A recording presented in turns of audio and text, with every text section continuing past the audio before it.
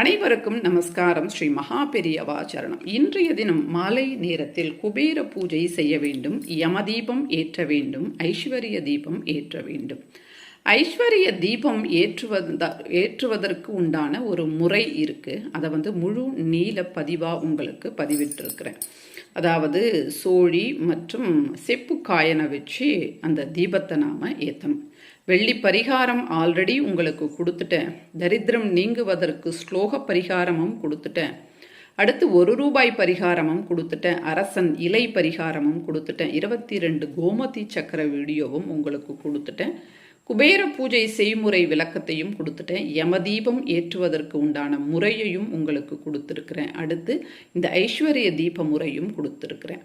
அதனால் நம்ம சேனலில் முழு வீடியோவாக கொடுத்துருக்குறேன், அங்கே பாருங்கள். ஷார்ட் ரூபத்திலையும் சில வீடியோக்களை நாளைய தினம் கொடுக்கலாம் அப்படின்னு பார்க்குறேன். அரசாங்க உத்தியோகம் வருவதற்கு அடுத்து ரோஜாப்பூ பரிகாரம், இது ரெண்டுமே போன வருடம் கொடுக்கல, நிறைய பேர் கேட்டிருந்தாங்க. அதனால் அதை நாளைய தினம் 2 வீடியோக்களாக ஷார்ட் ரூபத்தில் கொடுக்க பார்க்குறேன்.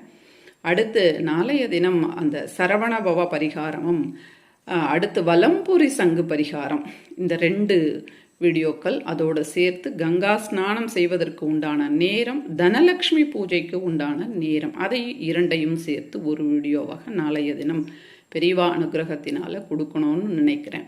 அடுத்து தீபாவளி அன்று கேதார கௌரி விரதம் பற்றி, கேதார கௌரி விரதம் அன்று கந்தசஷ்டி விரதம் பற்றி சொல்ல இருக்கிறேன்.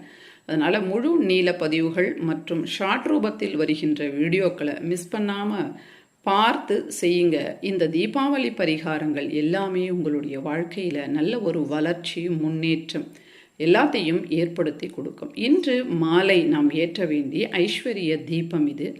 நீங்கள் பழைய, அதாவது ஆல்ரெடி செய்தீங்க அப்படின்னாக்கா நீங்கள் அந்த காயின் மற்றும் அந்த சோழியையே பயன்படுத்தி இன்றைய தினமும் செய்து கொள்ளலாம்.